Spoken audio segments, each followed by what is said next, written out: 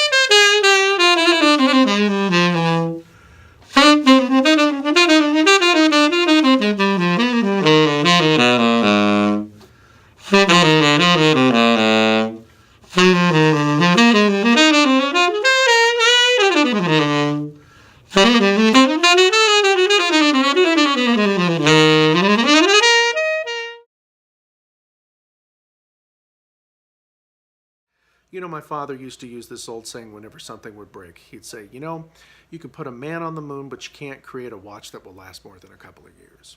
Or you could put a man on the moon, but why can't you find a container for Diet Coke that is user-friendly? Gone are those days where we didn't have the technology to create something that would make our lives easier. In tailoring, we now see a common thread where people can go online, put in their measurements, answer a few questions, and get a garment that's not necessarily bespoke, meaning that it's tailored directly for them, but is really made to measure. SYOS has created a mouthpiece that essentially uses 3D printing and provides the saxophonist a made-to-measure option. I had been hearing a lot about these mouthpieces on message boards and in chat rooms, and had seen that one of the members of Snarky Puppy was using the mouthpiece, so I contacted SYOS, and they were very helpful. I went to their website, answered a few questions, things like what my typical mouthpiece was, what types of music I perform, and then I could select a tip opening, a level of brightness on a scale of 1 to 10, and a level of projection on a scale of 1 to 10. Now, I typically will use a 7-star auto link, sometimes a slant link, sometimes a metal tone master, but I wanted to create something that was really unique and different, just so I could see how accurate they could be in producing a mouthpiece. The one that I chose was in this red, and it was very bright, a 7 out of 10 in brightness and a 7 out of 10 in projection, but with a narrow tip opening, a 6 or 6-star if memory serves correct. I wanted to see how detailed they could be. They claimed on the website that they could be accurate into up to 1/100th of a millimeter. So I wanted to see what it was like. I made no illusions that the mouthpiece that I was getting would be the one that I would typically play. Well, I got it in the mail, and up until this point, plastic mouthpieces were like a Runyon mouthpiece or an old Dukoff type of mouthpiece, or a Brillhart. This really is a unique color and a unique product. I didn't pick the yellow. I should have probably have picked white, so it would have been scarlet and cream for Nebraska, but I didn't. In fact, I make mention of this in the written article, that it kind of looked like something that comes out of a Happy Meal toy. And I think initially that affected my thought about how well the mouthpiece could play. I mean, it's 3D printed out of ABS plastic, so it definitely feels like plastic, and the color doesn't help its cause. In fact, I have to be honest with you. I played this mouthpiece last night on a dance job, and it's the first time in my life I've ever had a member of the audience, dancers that I didn't even know, come up and ask me questions about my mouthpiece. They could, this mouthpiece will draw attention, both good and bad. I got teased pretty regularly by the members of the band for having it, and even a friend of mine has affectionately entitled or called this mouthpiece the McBaffle.